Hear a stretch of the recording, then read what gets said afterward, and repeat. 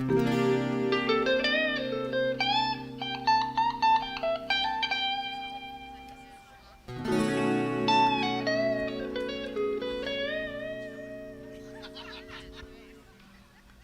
in the 1950s, my parents would bundle up the family every spring and haul us to Daytona Beach for a 2-week vacation. One of the premier events of those vacations was a trip up to Marineland. This facility was built in the 1930s, but hurricanes and Father Time rendered it pretty much dead by the early 21st century. It's since been rebuilt, and I thought it would be fun to haul the drone up here and have a look at their new facility. Now, for those of you who remember the facility here is a little bit smaller. The big grandstand is gone. It looks like it's a little bit more intimate, and as you can see, they certainly have plenty of porpoises to observe. There's also turtles in each of these tanks. One of the cool things about the porpoises is they love to play, and they'll bounce anything around, a ball, or they've got these special little gizmos here that have a handle on them that they enjoy teaching. Now, you may have seen at the left side of the picture someone pointing at the drone. That will evolve a little bit later.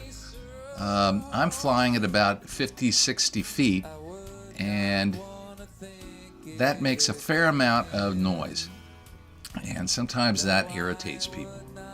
At any rate, the dolphins look like they're having a big time. Trying to get the drone down to about 20 feet off the surface. And you can see these guys are still enjoying themselves. It'd be very obvious to anyone walking around, especially that guy on the left who is on the telephone calling up reinforcements, that there is an intruder in the neighborhood. And here come the gendarmes at the upper right. Now, when I do a drone shoot, I try to park in an area that's kind of out on the way. Sometimes people get a little uncomfortable if they know somebody's running a drone. After my flyover of the dolphin habitat there at Marineland, as the drone was coming home, I saw a black SUV approaching me, trailing the drone. And as soon as the drone landed, a guy got out of the car. He was wearing a Marineland logo shirt and a very stern face, and he said, "Sir, I would really appreciate it if you don't overfly the dolphin habitats.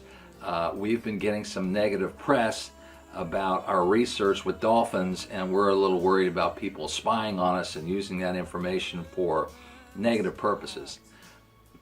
I had a little trouble making sense of that, but at that point, the guy saw this bumper sticker on my car, and he went, "Sir, it is not possible that you are a Raider and Cowboy fan." And I explained to him, "No, that's not true. I have a mixed marriage. My wife is a Raider fan. I'm a Cowboy fan." I explained that to him in detail, and then he proceeded to tell me that he was a Cleveland Brown fan. I commiserated with him as they were having a terrible season after many, many terrible seasons.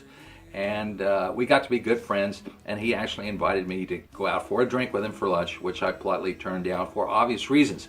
But we still got the video of the dolphins, and we're hoping you're enjoying them.